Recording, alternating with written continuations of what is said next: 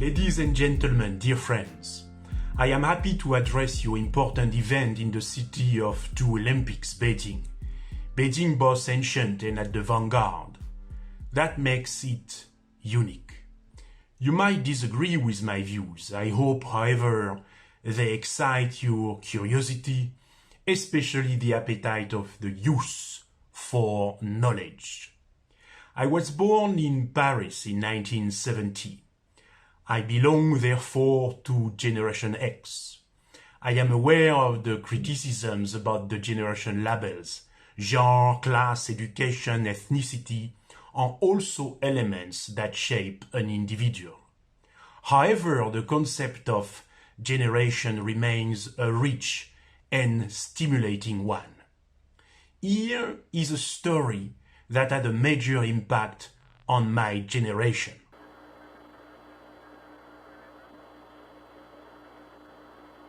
It's one small step for man, one giant leap for mankind. You have recognized, of course, Neil Armstrong touching the moon's surface in July 1969. That's one small step for a man, one giant leap for mankind, he said. He pointed at a combination of technology, at progress unfolding in front of our eyes, and at the possibility to always enlarge the horizon. Since Generation X was also the TV generation, Apollo 11 mission was followed across the world. Armstrong was mentioning our human family, mankind, but 50 years ago the world was profoundly divided. It was the time of the Cold War. The tragedy of the Vietnam War caused enormous sufferings. Armstrong moon exploration also preceded Nixon's visit to China.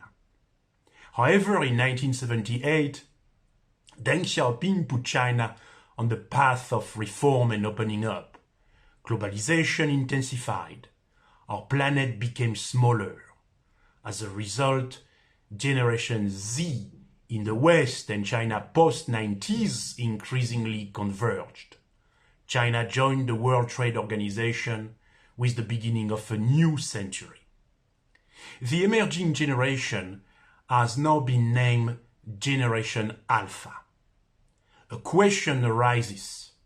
Have differences between the West Generation Alpha and China's one further diminished?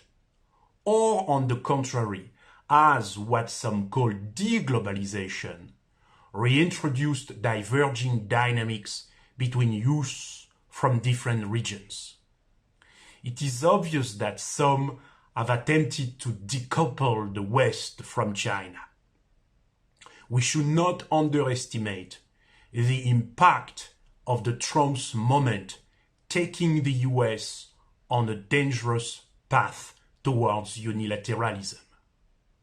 Generation Alpha will be also marked by the COVID-19 pandemic and the various policies to fight it. It has, to a certain extent, separated young people from one another. However, it remains my conviction that Generation Alpha, whether from China or from other parts of the world, shares an unprecedented awareness of belonging to the same mankind.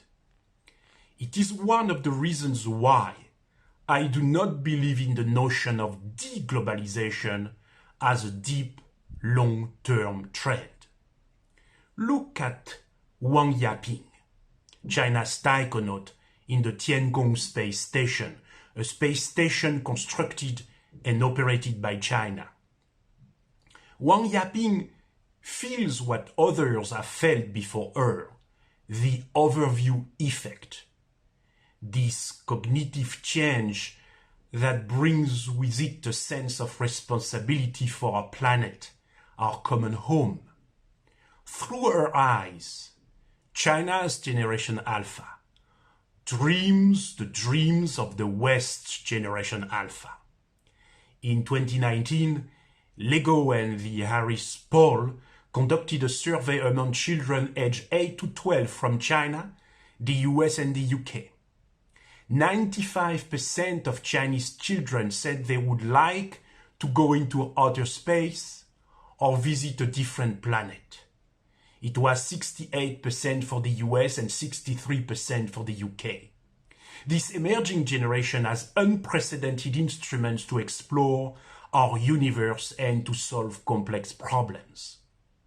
Think about what is called Moore's Law, named after Gordon Moore, co-founder of Intel. The year I was born, 1,000 transistors on integrated circuits. Today, it is 50 billion. The system on the chip Apple A12X Bionic can complete 5 trillion operations per second. With such tools, global and hyper-connected Generation Alpha will better understand the cosmos. The images that the James Webb Space Telescope is currently taking could become the symbols of a generation. Galaxies believed to date from around 250 million years after the Big Bang have been identified.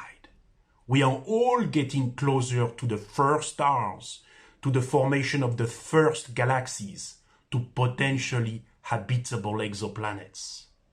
Generation Alpha will also take us closer to a better understanding of the brain.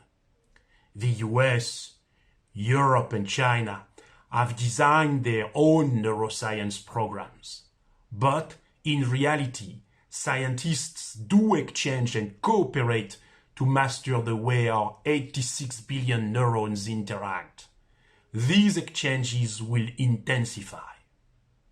I wish to end my remarks with a reference to one of the most fascinating cooperative projects that is going on in the world, characterized by a complex globalization that is neither unidimensional nor unidirectional.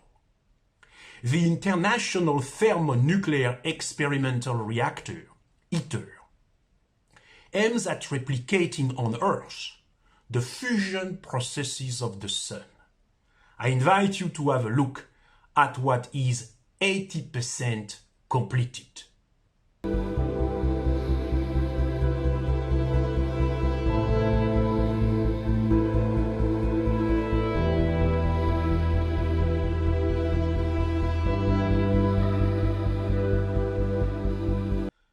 You have seen indeed the most complex machine ever designed. China, the EU and the US are among the 7 signatories of the ITER agreement. 500 companies are involved in the construction of what could make our future truly sustainable. It is Generation Alpha that will finalize one of the most challenging mega projects that mankind has ever conceived. Such an accomplishment will be possible thanks to a higher collective intelligence at the service of sustainability. Generation Alpha has inherited the severe challenges that come with the Anthropocene. It will act to reharmonize the interactions between man and nature. To be effective, such actions require a global mindset and a multilateral approach. Dear friends, I hear as well as you do the rhetoric on decoupling, divisions and deglobalization. Today I have come to tell you that a community of shared future for mankind is closer than you might think. Since the generation of the great classical thinkers, we have been imagining great harmony. Datong. The youths of today and tomorrow will know how to bring this most noble vision into reality.